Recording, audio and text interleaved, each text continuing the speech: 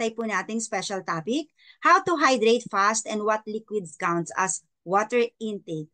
Ng ating napakagaling na si Coach Jessie Matalog. Coach Jessie! Yes, good morning, good morning, good morning po sa ating lahat. Thank you, Coach Nida Marano, one of my favorite coaches. So thank you so Love you, much. Coach Jessie. Yes, thank you so much po sa mga naka-join ngayon sa FB Live Zoom at sa mga tutok po sa kanilang tahanan at sa mga nutrition club. So maraming salamat for joining us today. So ngayon pong umaga, so ako muna po ay magpapakilala. Ako si Coach Jessie Matalog, so taga Lemery, Batangas po ako. So before Herbalife po, ako po yung ninenervyos ng hihina kasi ang init ng araw, so nakaka-affect po sa akin yun every morning. So buong maghapon ko pong daladala yung pakiramdam na yon. So parang pakiramdam ko nahihirapan ako huminga.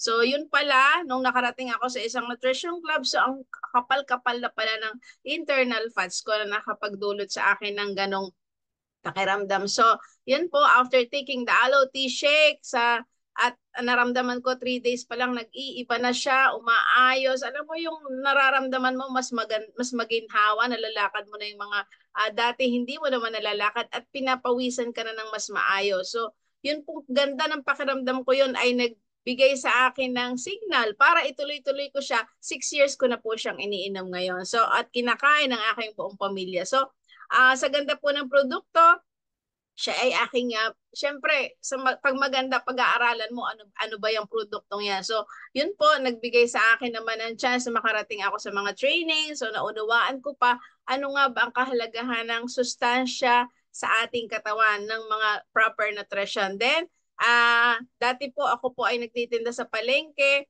So, ang dami-dami kong yung ang dami-dami talagang hindi ko magandang pakiramdam kasi so hindi nga ako makapagtrabaho, so nagdudulot 'yon sa akin ng pagiging unproductive. So dahil nga po dito sa Herbalife Nutrition na pagbabago ng aking katawan, ng aking kalusugan at ng aking nagbago na rin po ang buhay ko kasi mas naging productive po ako after that. So naka-attend ng mga higher trainings. So nakapunta sa iba-ibang lugar para maunawaan pa at makita ang laki ng kumpanya. So hindi lang pala ito dito sa Pilipinas. So ang laking bagay kasi po, bukod dito sa mga natututunan ko dito sa VNC, kasi everyday po ako naka-join dito. So yung community na napakaganda, very positive. So yung mga tao nandito talagang i-guide ka sa mga alam na nila, so sila ang nauna. So ang ganda-ganda ng pupuntahan mong community pag dito ka nag-join. So yung topic po every Sunday ni Mother Arlene Balangge, doon naman po nagbukas ang isip ko na ang buhay pala ay talagang full of challenges. So yun pala ay hindi nawawala sa ating buhay. So ikaw na lang ang matututong bumalanse. So paano mo matututunan yun? By joining itong mga talk na ganito. So nabigay na po sa akin ng Herbalife. Yun nga, nakarating sa ibang bansa at yun pong aking mga disclaimer lang po, yung aking mga loans, talagang ang dami-dami. So natulungan kasi nakapag-build din po ako ng malaki-laking organization na dito sa Herbalife Nutrition. So sa ganda nga po ng produkto, talaga siya i-share ko ng i-share sa napakaraming tao. So yun po, napakasaya at ako'y napunta dito. So ang pamilya ko, nabigyan ko na rin ngayon ng mas maayos na buhay, unlike before. So thank you so much po sa pakikinig sa aking little story ng aking buhay. Mahaba po yan pero kukulangin po tayo sa oras. Yes, at eto po, tayo po ngayon ay mag-aaral. So kung titingnan mo, very simple lang yung ating topic. Kasi pag pinag-usapan mga water, minsan hindi naman mo minamind dyan kasi tubig lang. Ito po, how to hydrate fast and what liquids count as water intake. So ito po ay shared by Susan Bowerman. So ang Senior Director, Worldwide Nutrition Education and Training. But before that, let me drink my tea. Yes po. Thank you so much po.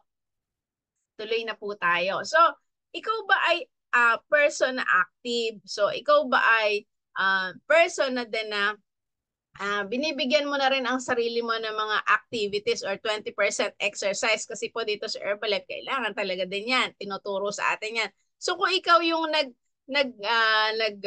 take ng mahabang takbo or ikaw ay nag-yoga class, so, importanteng maunawaan mo na ang katawan pala natin ay naglo-lose ng mga fluid. So ito ay kailangan mong ibalik or mag-rehydrate ka. So after that, mga hard workout. So araw-araw pala, meron tayong nawawalang 8 to 12 cups of water. So sa pamamagitan pa lang ha ng breathing, yung simpleng paghinga natin, perspiring, of course, urination, and bowel movements. Ito yung nawawalang tubig or fluid sa ating katawan. Yes, coach? So gaano nga ba ang kailangan ng ating katawan na water per day? So unawain muna natin. So ano ang tubig nga bang ito ay napaka-importante, of course, kasi ito yung vital sa pagpa-function ng ating mga cells, tissues, and organs sa ating katawan. So kasama ng pagkain na kinakain natin, hindi pwedeng wala kang tubig na iinumin kasi ang katawan mo ay magsasuffer sa napakaraming problema. Your age, size, gender, and physical activity level will help determine your water needs as well as the current climate. So, importante yung mga factors na yun na maunawaan natin para tayo ay maging mindful na dapat talaga umiinom tayo ng tubig. So, yes. Yes po. So, gaano nga ba karami ang kailangan kong inumin? Sabi, ang mga lalaki, 3.7 liters or approximately 15 cups of water of fluids every day. Ang mga babae naman, 2.7 liters or 11.5 cups every single day. So as a general rule, according to the Institutes of Medicines, that the recommended daily fluid intake, ayan nga pong inire-recommenda yan. So parang iisipin mo, ang dami, ano? But hindi naman kinakailangang sa tubig lahat manggagaling yan. Yes. So may mga ano po dito, tips. So yung mga reasons why hydration is so essential. So bakit nga ba kailangan laging umiinom? Kasi may mga tao talaga po, kumakain lang pero yung inom ng tubig napakakonti. So kailangan mo yan for proper digestion and delivery of nutrients to the cells. So may mga problema ka sa indigestion ka, maaaring kulang ka lang sa tubig. So yung pagde-deliver ng mga sustansya katawan mo, so of course blood ang tumatrabaho niyan. So kung wala kang tubig intake or water intake, so hindi na magagampanan ng blood yung trabaho niya mag-deliver ng mga nutrients. So it helps regulate your body temperature. So hindi lang pag mainit, kahit doon ikaw ay nasa sa loob ng air-conditioned room, you have to drink your water. Kailangan mo pa rin mag-hydrate kasi nga yung simpleng breathing, talking, nagbabawa sa atin ng water. Ito din ang shock absorber for the brain and spinal cord, and it lubricates joints, organs, and tissues. Sa kalimitan, may mga times na parang very brittle na yung parang masasakit yung mga kasukasuan mo, yung mga joints mo, ay tingnan mo kasi baka kulang na kulang ka na sa water. So yan po yung mga coaches naman. So pwede po nyo ipag-invite kung meron pang scan. So makikita naman po ang ating water level. Yes, thank you so much po. Ito pa. Ito ay tumutulong magbigay ng healthy mucous membranes and a key component of lymphatic fluid. So tumutulong palakasin ang ating immune system sa health ng ating immune system. So ang tubig, maaaring makatulong sa iyo sa pag-manage ng iyong weight kasi pag marami kang inom ng tubig, so of course sabi ito ng mga coaches natin so mas mapapabilis mo yung iyong digestion at metabolismo. Yes, thank you so much po. So, ang tubig, ang coffee or tea, count ba yan as water?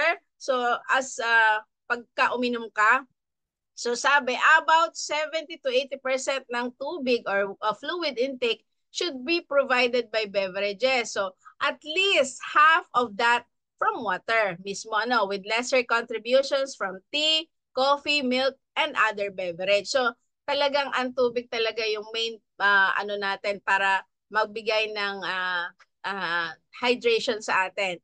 Many people wonder if drinking caffeinated beverages as coffee and tea count toward hydration goals or against them. So, minsan niisip mo dahil of course, lalo pag tea ang iniinom mo or coffee, sometimes lalo pag pinapawisan ka. So, iniisip mo, ito ba ay talaga yung makakatulong sa akin or makakapagpabawas lalo ng tubig ko? So, the good news, moderate amounts of caffeine will not deplete the water in your body. So, kagaya mister ko po ay talaga po yung tea ay maghapon. So umiinom siya, tinitimpla niya sa malaking mug. Yes, thank you so much po.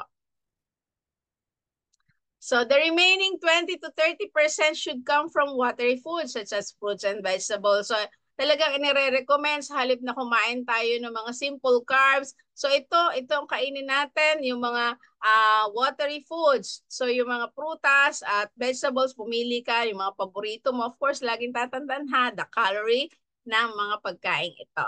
But do watch, yan po, do watch the calories in those fancy drinks, coffee drinks. So mayroong mahihilig talaga mga usong kape ngayon, usong tea ngayon. So large amounts of cream and sugar adds-on can rack up calories quickly. So mabilis dami ng calorie intake mo pag hindi mo binantayan yung mga iniinom mo.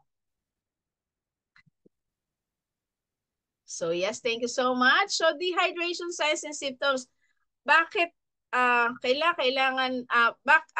paano mo malalaman? So when you're not properly hydrated, so nag-a-alarm daw ang ating katawan. So unang-una, pansinin nyo, pag ang inyong bibig ay medyo nanunuyo na, pati yung labi mo nanunuyo na, signs that you may not be taking in enough fluids.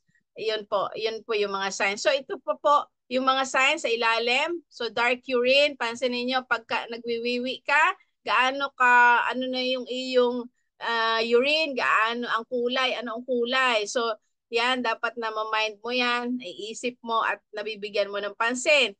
Yung bad breath, so isa po yung symptoms then or signs. Headache, sumasakit ang ulo, kalimitan, umiinom ka ng mga medications, bumibili sa over-the-counter, but baka sometimes ito naman ay cause ng kakulangan mo sa tubig. Constipation, itong kalimitang naririnig ko sa aming nutrition club, mga problema ng mga tao na pumupunta doon. Very constipated kasi pagka iniskan mo naman sila, ang baba-baba pala ng water percentage, water level. At muscle fatigue, ito napakakaraniwan din, lalo kung ikaw very active, talagang nagkakaroon ng yung pananakit ng iyong mga muscles. Yes, thank you.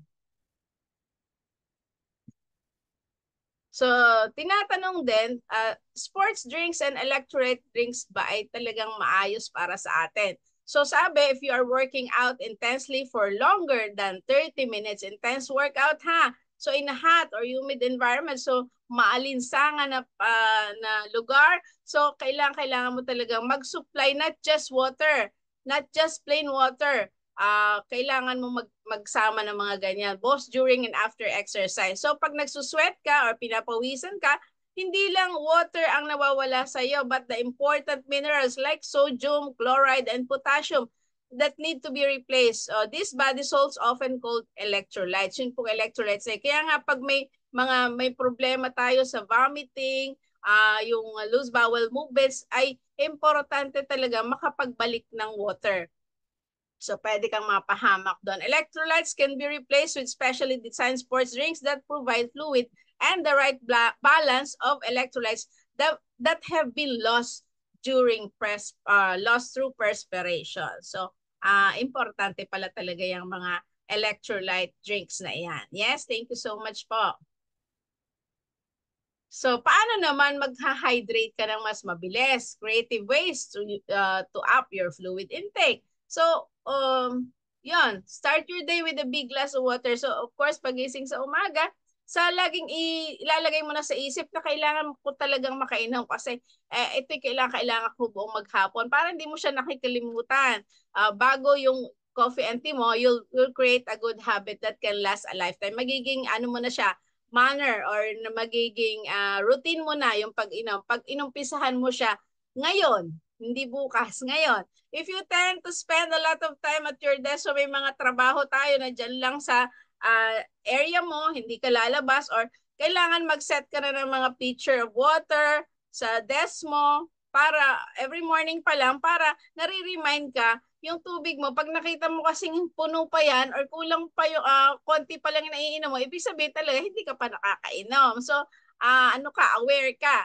Make sure you have convenient access to bring to water or bring a bottle of water with you. So sa mga talaga pong marurunong na ng mga nag-Herbalife na po, sadya pong pag umaalis talaga pong dala-dala na talaga yung bottled drink nila or bottled aloe tea na tinimpla kasama niya sa biyahe or kahit saan sila makapunta. So, importante mag-set ka ng timer or use an app. So, ang dami po natin para you'll be reminded every now and then na you should drink your water. Yes po. Thank you. So, ito pa, make it interesting. So, may sometimes kasi gusto natin yung may mga lasa yung iniinom. Of course, sabi nga kanina, kailangan natin ng mga electrolytes para maibalik yung or makapag-hydrate tayo na mas maayos na nag-enjoy din tayo sa lasa. Add in citrus, herbs, fruit, or splash of juice to ramp up the taste. Go for a bubbly, unsweetened option. Have some tea with lemon. Keep a pitcher in the fridge for a nice icy blast.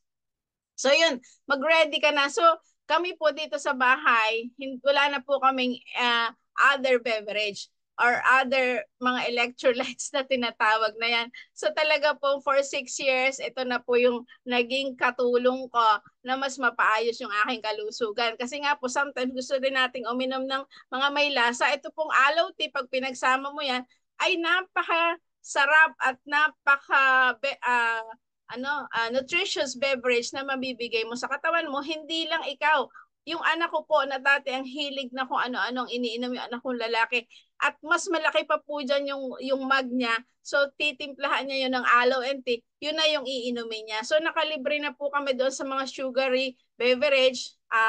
At kung ano-ano pang mga iniinom nila sa labas. So yun po ang nakaalis na kami doon.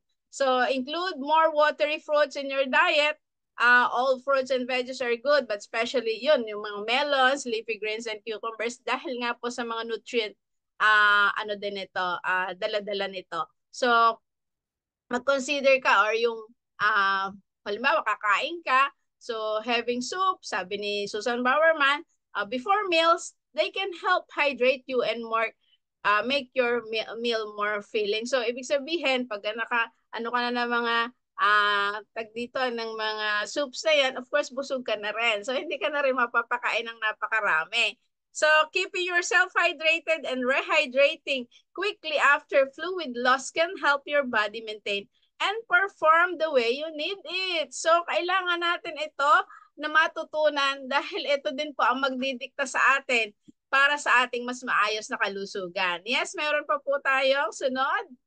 So, eto. So, sa mga naghahanap ng mga beverage. So, sa akin po kasi hindi lang pagkain, hindi lang full meal ang shake. Siya ay beverage ko din. So, pag nag-exercise ka, uminom ka ng shake pagkatapos. So, ibang-iba yung pakaramdam mo. At nagbalik ka pa ng mga protein na nawala yung muscle mo hindi pa maglulose. So, yan, start na pa kung hindi ka pa nag-uumpisa. Ay sabi ko sa iyo, ay di sa Batangas, ay mag-umpisa ka na at namimiss mo yung pinakamasarap na pakiramdam.